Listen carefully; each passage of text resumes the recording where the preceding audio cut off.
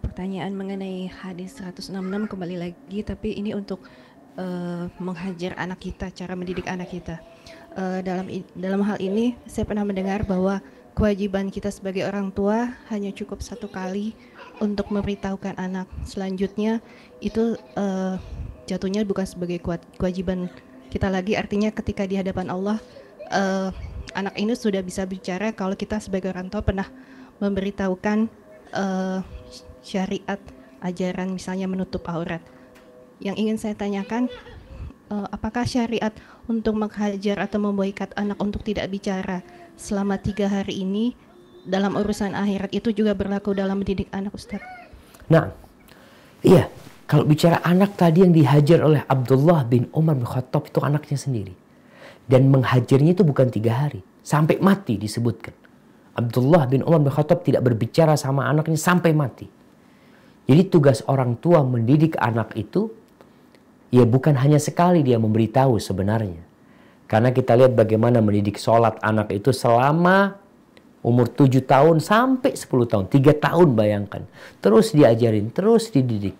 Ketika sudah 3 tahun nggak sholat, apa dibiarin? Anak sudah kasih, enggak, suruh pukul sama Nabi SAW. Artinya mendidik anak ini sampai umur berapapun ya, anak itu tetap tugas kita menyampaikan dan tidak membiarkan kemungkaran itu terjadi. Jadi bicara hajar, apakah berlaku buat anak? Berlaku buat anak. Dan bukan hanya 3 hari. Sampai mati, artinya ya sampai bertobat. Abdullah bin Umar mungkin setelah itu tidak lama ya, kemudian dia meninggal dunia ketika anaknya Bilal mengatakan, aku akan larang perempuan-perempuan untuk sholat ke masjid, kemudian dihajar oleh Abdullah bin Umar bin Khattab.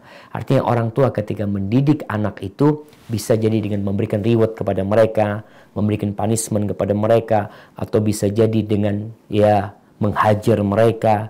Harapannya semua adalah memperbaiki anak. Jadi bukan karena orang tua nggak cinta sama anaknya, tapi itu sebagai bentuk cinta kepada anaknya, bagaimana anak ini bisa jadi baik. Kita lihat kenapa ada orang yang akhirnya dipenjara, ada orang yang akhirnya direhabilitasi. Orang tuanya memasukkan anaknya ke rehabilitasi, dipisahkan sama orang tuanya. Dengan harapan apa? Anaknya jadi lebih baik. Maka berusaha untuk menempuh berbagai macam cara untuk mendidik anaknya, tapi tetap harus menimbang antara maslahat dan mudaratnya. Hadza wallahu a'lam bishawab. Itu yang bisa kita kaji pada kesempatan kali ini. Semoga senantiasa dalam lindungan ilahi. Subhanakallahumma bihamdika asyhadu an la ilaha illa anta astaghfiruka wa atubu ilaik. Wassalamualaikum warahmatullahi wabarakatuh.